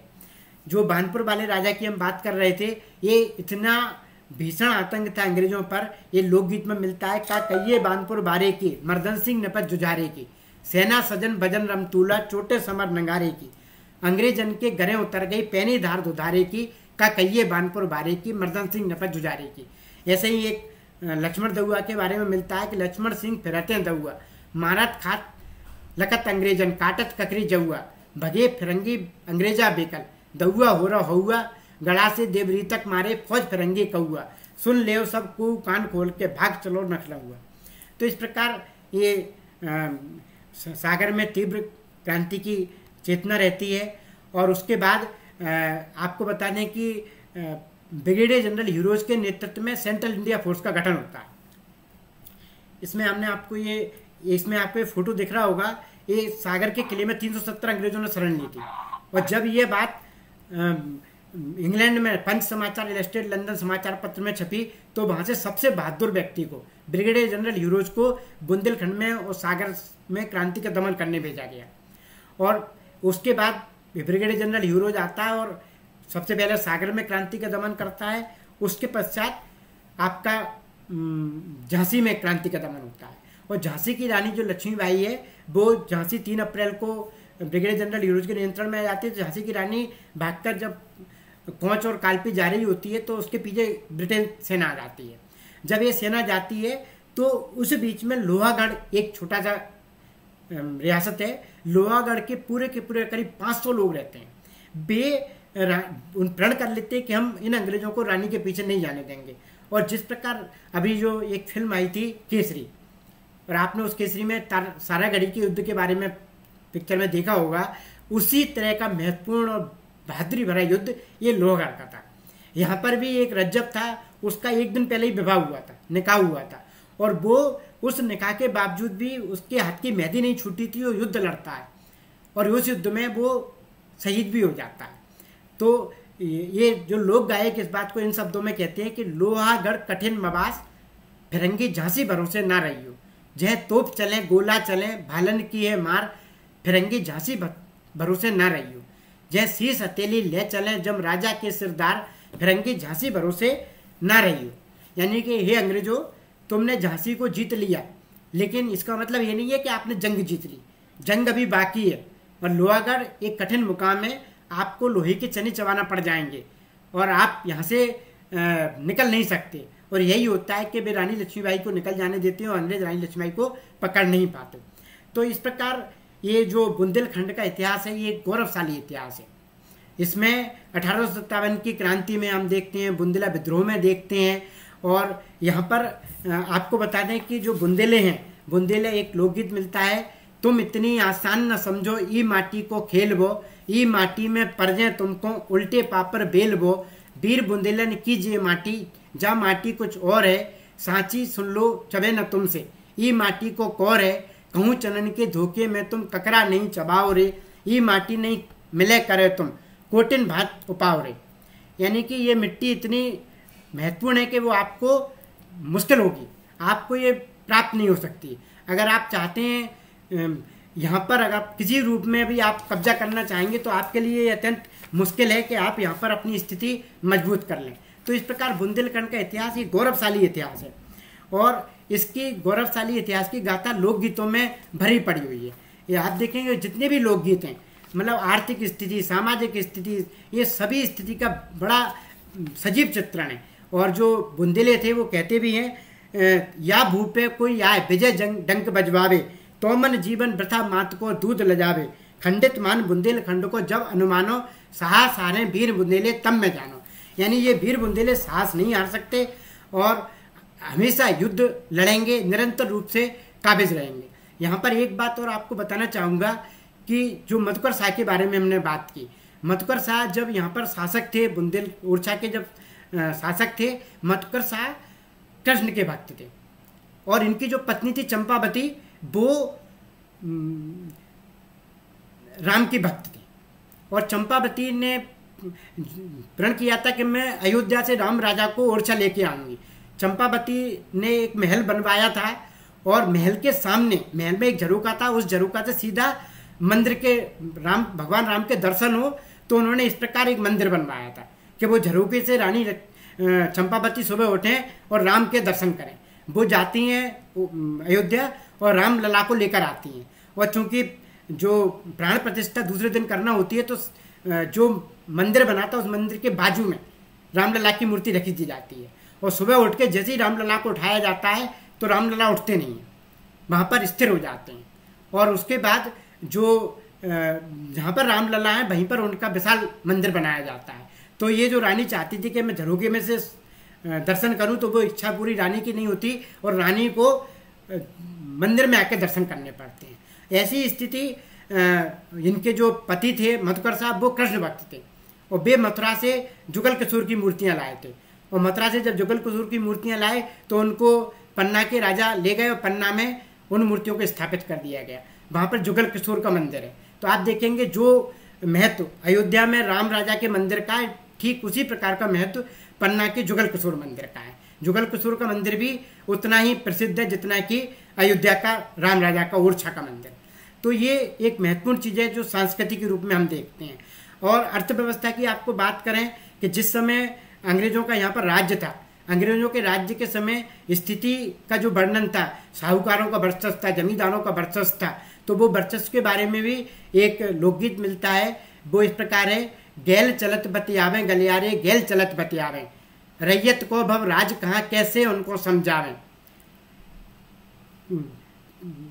मतलब जो रैयत का जो राज है वो किस प्रकार खत्म हो गया है और किसी काहू के जो घर हैं वो बनते जा रहे हैं और दूसरी तरफ हमारे जो गद्दे हैं ठकरिया उनमें ठेगड़े लगते जा रहे हैं। तो हरनाथ भी इस शब्द को इन्हीं शब्दों में कहते हैं कि मतलब इतने मचोए हाहाकार होते भूपत लौंडे नचा रहे हैं। यानी कि एक तरफ हाहाकार मचा हुआ है, इतने जाते हैं हम भूखत मरन, उतने कीमा कबाब चबा रहे हैं, यानी वहाँ पर भी कीमा कबाब खा रहे हैं, यहाँ पे भूखों मर रहे हैं। और जहाँ तक राष्ट्रीय चेतना की बात है, एक महिला है, उसका पति जो था वो अंग्रेजों ने उसको फांसी दे दी थी। तो वो महिला कहती है कि मोए बड़ो ससेटो गुइयारी के नीके बर लटकाए सैया, लड़तन लड़तन बे मर जाते उनकी करनी को हम गाते, कबहू कबहू सपने में आते मिलते हम गलवैया मोए बड़ो ससेटो गुइया। यानी ये सहेली मुझे इस बात का दुख है कि मेरे पति लड़ते लड़ते क्यों नहीं मरे, उनको फांसी क्यों दे दी गई। अगर वो लड़ते लड़ते मरते तो कभी कभी सपने में आते, हम गलवैया मिलते और मैं उनकी वीरता का बखान आपके बीच करती। तो इस प्रकार जो बुंदेलखंड है, इसकी जो चेतना है, आपका जो राजनीतिक इतिहास तो महत्वपूर्ण है ही, सांस्कृतिक इतिहास भी अत्यंत महत्वपूर्ण है। हमने चंदेलों की बात नहीं की, बुंदेलों के पहले चंदेलों का शासन था और चंदेलों के शासन के समय खजुराहो में जो राजा धंग था और जो और राजा थे, उन्होंने खजुराहो में कई मंदिरों का निर्माण करवाया, जिसमें कांदरिया महादेव का मंदिर अत्यंत प्रसिद्ध है, चित्रगुप्त का मंदिर अत्यंत प्रसिद्ध है, जैन मंदिर अत्यंत प्रसिद्ध है। तो इस प्रकार बुंदेलखंड पूरा का पूरा सांस्कृतिक दृष्टि से, राजनीतिक दृष्टि से और आर्थिक दृष्टि से उसका जो इतिहास है वो अत्यंत ही महत्वपूर्ण रहा है। कालिंजर का किला भी अत्यंत महत्वपूर्ण किला था। कहा जाता है कि जब समुद्र मंथन हुआ था तो उसमें जो विष निकला था, उस विष को जो शंकर जी ने अपने गले में धारण किया था और उस विष की शांति के लिए वो कालिंजर में जो नीचे पानी है, तालाब है, उसमें उन्होंने स्नान करके उस विष की गर्मी को शांत किया था। तो कालिंजर भी बड़ा महत्वपूर्ण का स्थल, महत्वपूर्ण स्थल है। एक चित्रकूट है, चित्रकूट भी अत्यंत महत्वपूर्ण स्थल है। चित्रकूट के बारे में आप बताइए, देखिए वहाँ की चेतना कि एक महिला के पैर में कांटा लग जाता है और महिला को दर्द नहीं होता, तो लोग कहते हैं तुम्हें कांटे का दर्द नहीं होता, तो वो महिला का आप बात सुनिए, वो कहती है कि ये उसी कांटे का वंशज है जो कांटा सीता मैया के पैर में चुभा था। तो मुझे इस बात की खुशी है कि सीता मैया के पैर में चुभने वाले कांटे का वंशज मेरे पैर में चुभ रहा है। तो इस प्रकार चित्रकूट का भी महत्व है और यहाँ के लोगों में जो बुंदेलखंड के प्रति आस्था है, विराट आस्था है। कहा भी जाता है कि चित्रकूट में रम रहे रहीवत अवध नरेश, जहाँ पर विपदा पड़ा ते आवत इस देश, यानी कि जिस पर भी कोई विपत्ति पड़ती है वो इस देश में आता है। तो इस प्रकार बुंदेलखंड अत्यंत महत्वपूर्ण है, इसका इतिहास गौरवशाली है और मुझे लगता है मैंने अपनी बात को समय सीमा में पूरा किया है। और आप में अगर किसी को कोई क्यूरोसिटी हो, कुछ प्रश्न हो, तो आप निश्चित रूप से पूछ सकते हैं। आप में से कोई अगर कोई प्रश्न पूछना चाहता है। थैंक यू सर, बहुत बहुत थैंक यू, धन्यवाद आपका। चलिए, तो इसमें कुछ प्रश्न आप नोट कर लीजिए भले ही। जैसे आपका चित्रकूट बुंदेलखंड के सीमांकन के बारे में आप क्या जानते हैं, इसकी सीमाओं में कौन कौन सा क्षेत्र है। तो ऑब्जेक्टिव में पूछा जा सकता है आपसे कि ये 4 ऑब्जेक्टिव में कौन सा है या कौन सा नहीं है। दूसरा, राजा पारीक्षत कौन था। तीसरा, नोट कर लीजिए आप, बुढ़वा मंगल मेले के बारे में आप क्या जानते हैं, बुढ़वा मंगल मेले से आपका क्या आशय है। चौथा, सागर राजा बकत बली ने अंग्रेजों की मदद क्यों की थी, वो क्या कारण थे जिसके कारण सागर राजा बकत बली ने बुंदेला विद्रोह के दमन में अंग्रेजों की मदद की। नेक्स्ट, वो क्या कारण था कि जो राजा मर्दन सिंह और बकत बली बुंदेला विद्रोह में अंग्रेजों की मदद कर रहे हैं, वही दोनों के दोनों राजा 1857 की क्रांति में अंग्रेजों के प्रखर विरोधी। चौथा, सबसे पहले स्वराज की बात किसके द्वारा की गई थी। तो इस प्रकार ये प्रश्न जो हैं, मुझे लगता है कि आपने कुछ पिक्स भी आपने खींची होंगी स्लाइड्स की, कुछ नोट भी किया होगा। तो आप इसमें जो भी आपने सुना है, देखा है, उसको आप अच्छी तरह से ध्यान करें। और मुझे आपसे एक बात और कहनी है कि आप ये आज का जो सेशन दोनों हो जाएं तो शाम को बैठ कर इनकी एक समरी बना लें, क्योंकि आपको आज ये ताजे हैं, याद हैं। कल आपको नए 4 लेक्चर मिलेंगे तो आप इनको भूल जाएंगे। तो इनको अगर आपको स्थायी रखना है तो इनको आप एक समरी जरूर तैयार कर लें, दोनों, इसकी भी और अगले जो मेरा व्याख्यान रहेगा उसकी भी। और जिसने अभी पेन कॉपी अपने पास नहीं रख के बैठे हैं तो उनसे मेरा अनुरोध है कि नेक्स्ट सेशन में आप बैठे तो पेन कॉपी रख के बैठें और चीज़ों को नोट करते जाएं। इसके अलावा मुझे उम्मीद थी कि इसलिए 15 मिनट मैंने इसलिए रखे हुए थे कि आप कुछ ना कुछ आप पूछेंगे। अगर आपको कोई भी क्यूरियोसिटी है, कोई भी क्वेरी है, तो देखिए ये हमारा जो प्लेटफॉर्म है, ये वर्चुअल प्लेटफॉर्म पे हम जुड़े हुए हैं। आप में से अगर कोई प्रश्न करेगा तो निश्चित रूप से इसका जो यूजीसी की जो मंशा है वो सार्थक होगी। तो कोई भी प्रश्न आपके मन में हो, तो आप जिज्ञासा हो या आपको कुछ अच्छा लगा उसके बारे में बताएं, क्या बेहतर लगा। सर, मैं पंकज कुमार दास। हाँ, वेलकम, पूछिए। मैं पंकज कुमार दास जी, मैं हिस्ट्री का हूँ। जी तो जी मुझे आपका लेक्चर बहुत अच्छा लगा। तो मैं एक चीज आपसे जानना चाहता हूँ, जी वो है छत्रसाल और जो शिवाजी महाराज में जी जो आपस में जो बातचीत हुआ था, अलग से विद्रोह करने के लिए, अलग से मुगल के साथ लड़ाई करने के लिए, जी, उस बारे में थोड़ा बोलिए ना सर। हाँ, ये कैसे छत्रसाल को उत्साहित किया। असल, हेलो श्रीवास्तव सर। हाँ हाँ बोले। हाँ, पंकज जी बोल रहे थे सर। हाँ पंकज जी बोले। हाँ, थोड़ा सा सर आप जैसे जो क्वेश्चन पूछ रहे हैं सर, तो धीरे दीजिए ताकि सर कुछ लोग नोट कर रहे हैं, तो थोड़ा आराम से बता दीजिए। मैं नेक्स्ट सेशन में बता दूंगा। नेक्स्ट सेशन होगा तो इसके भी प्रश्न, अगले प्रश्न नेक्स्ट सेशन में बता दूंगा। तो ये पेन कॉपी रख के बैठना है तो वो नोट भी कर लेंगे। इनका जो प्रश्न था छत्रसाल और शिवाजी की भेंट, आपको ये बता दें कि छत्रसाल के जो कवि थे, छत्रसाल के साथ लाल कवि थे, और जो स्थिति लाल कवि की छत्रसाल के साथ थी, जिस प्रकार लाल कवि छत्रसाल के प्रख्यात दरबारी कवि थे, ठीक उसी प्रकार शिवाजी के जो कवि थे भूषण, वो महत्वपूर्ण दरबारी कवि थे। और भूषण के जो ग्रंथ हैं, या छत्रप्रकाश गोरेलाल तिवारी का जो लाल कवि हैं उनके जो ग्रंथ हैं छत्रप्रकाश, इसमें दोनों के दोनों ने इस भेंट का जिक्र किया है। और जो उस समय के कंटेम्प्रेरी सोर्सेज थे, जो मुगल सोर्सेज थे, उनमें भी इस भेंट का जिक्र हमें मिलता है। तो ये जब जय सिंह की सेना में भर्ती होकर जाते हैं और जय सिंह की सेना में अब चूंकि जय सिंह से ये तो कह नहीं सकते कि हम शिवाजी से मिलने जा रहे हैं, तो शिकार का बहाना बनाकर शिवाजी के पास जाते हैं और शिवाजी के साथ रहकर युद्ध लड़ने की बात करते हैं। लेकिन शिवाजी इसका विस्तृत विवरण आप देखेंगे छत्रप्रकाश एक ग्रंथ है उसमें किया गया है। और अगर आप और अधिक जानकारी इसके बारे में पाना चाहते हैं तो छत्रसाल पे एक बहुत ही अच्छा ग्रंथ लिखा हुआ है, वो मात्र 50 रुपए की पुस्तक है, मध्य प्रदेश हिंदी ग्रंथ अकादमी से वो छपी है, भगवान दास गुप्त की। आप उसको जरूर पढ़ें। हाँ, भगवान दास गुप्त, ये बड़ी महत्वपूर्ण किताब है। हाँ, सबसे महत्वपूर्ण चीज आपको बता दूं, इस पुस्तक में ये पूरी की एक लाइन भी इस पुस्तक की ऐसी नहीं है जो कि बिना रेफरेंस के लिखी गई हो। मतलब इसमें जितनी लाइनें उतने ही रेफरेंस है। तो ये अत्यंत हाँ गुड आफ्टरनून सर। हाँ बोलिए बोलिए। I am from West Bengal. हाँ हाँ बोलिए। हाँ सर सुमंत सर जी सर बोल रहा हूँ, आपका जो लेक्चर है बहुत अच्छा लगा हम थैंक लोगों यू। को।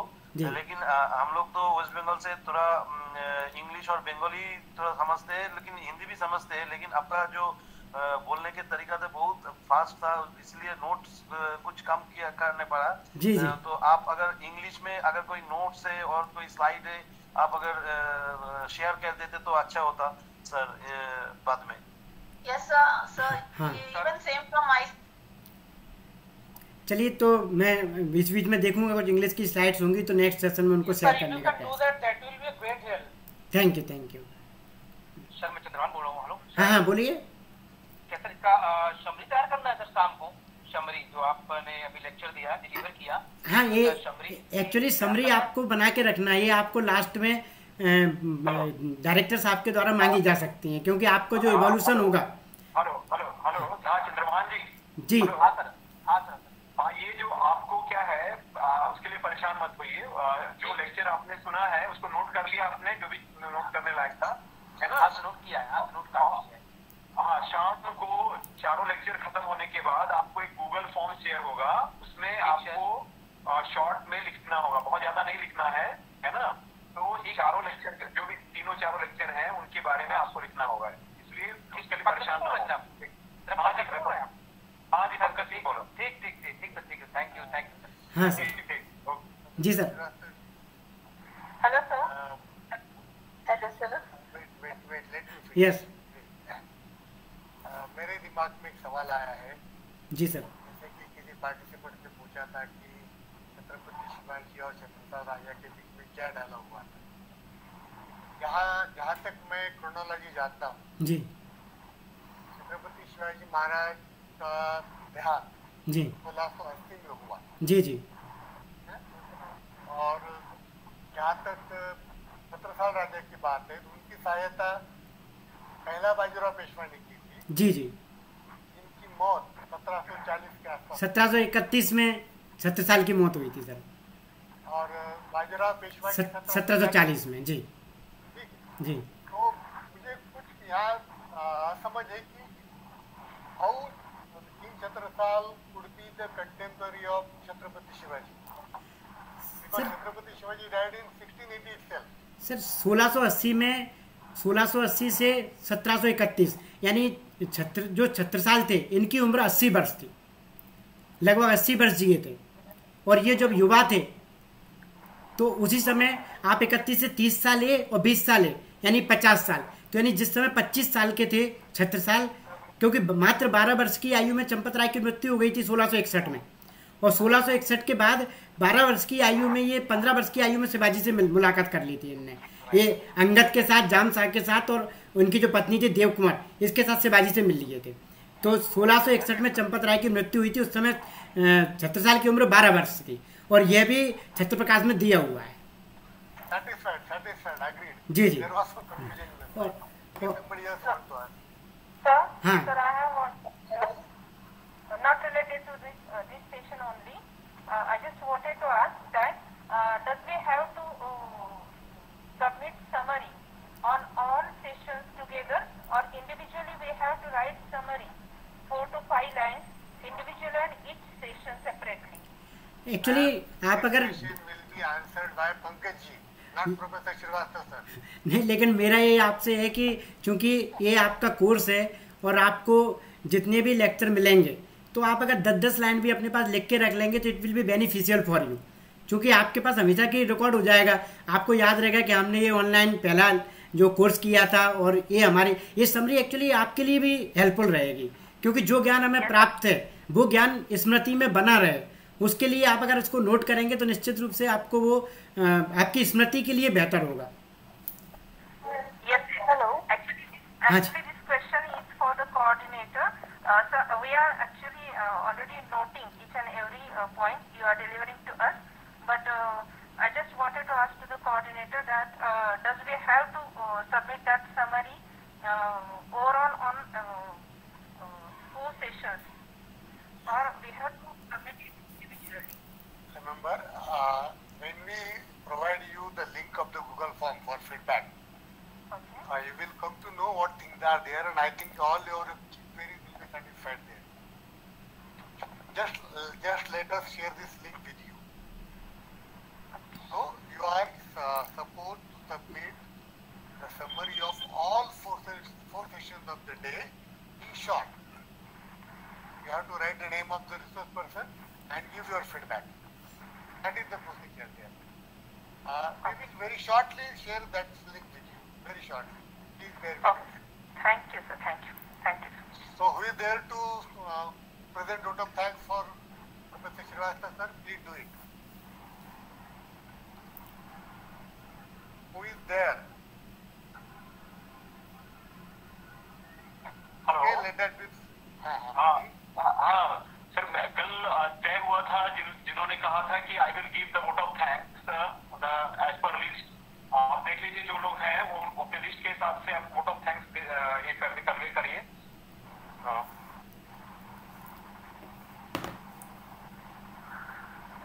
Hello, Pankaj ji. Ji Hello, sir. Right May now, I? if it, हाँ please. हाँ yes yes yes First of all, I would thank the coordinator for giving me such an opportunity to express my vote of thanks regarding to Professor Brajesh Kumar Srivastava, who has delivered a very excellent lecture of Bundelkhand. And basically, I would from myself would especially thank to him because I am from Maharashtra and he has gave us the history related to Shivaji Maharaja, who are an honor for us, and we have got so many important points regarding to Bundelkhand and the history, the culture, the politics and all that. So, on behalf of the Sagar University and on behalf of all participants, would like to thank you all, and especially Srivastava sir. Thank you. Thank you very much. Thank you so much, Sir Srivastava sir, for your wonderful lecture. As usual, we are listening from since a long time back, but it is listening very always useful and always interesting for us because every time we listen, we inspire ourselves how to deliver and how to work in regional history. And I am very thankful to you, sir, that you have given a wonderful lecture. Dear participants, as you all know, that after a short break, we will again meet at 2 p.m. For next lecture of Professor Srivastava. And till then, we are taking breaks, lunch break. You can take your lunch. And after break, Professor V.K. Srivastava sir will join and deliver his second lecture. And we don't have to give introduction again, but we have to be ready for vote of thanks after his second lecture. So, dear participants, so this is okay for the first session, and we will meet at sharp 2 p.m. Thank you. Thank you very much. Thank you, sir. Thank you, sir. Thank you sir. Thank you sir. Thank you, sir. Thank you sir. Thank you, sir. Thank you sir. Thank you, everyone. Thank you, sir. Thank you, sir. Thank you so much, sir. Thank you, sir. Thank you, sir. Thank you, sir. Thank you, sir.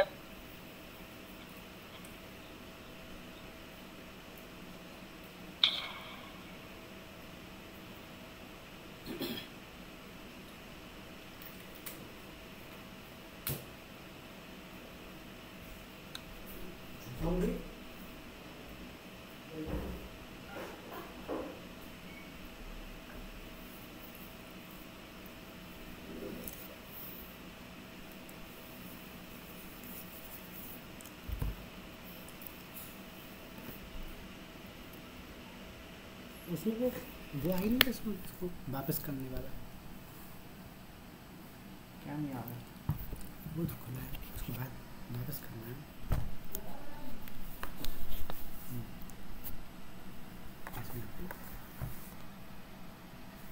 Stop sharing ना? हाँ, stop share. और वो क्या चाहिए? हाँ, stop sharing कहाँ पे रहता है? Hello sir, hello hello sir, hello हाँ बोलिए बोलिए। sir, that list of participants now we are giving vote of thanks and invitation of speaker. So where that list is there in group meeting?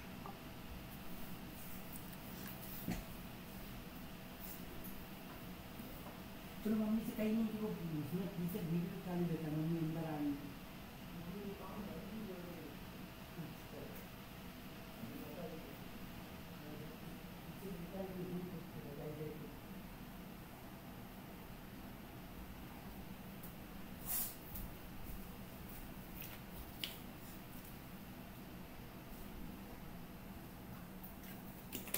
हाँ, recording बंद कर दो समझी, वो recording.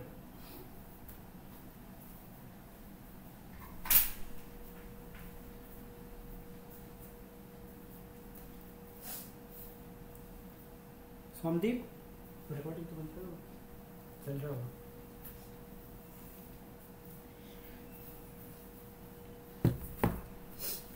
1 बजे से है क्या 1 बजे से? एक लेक्चर की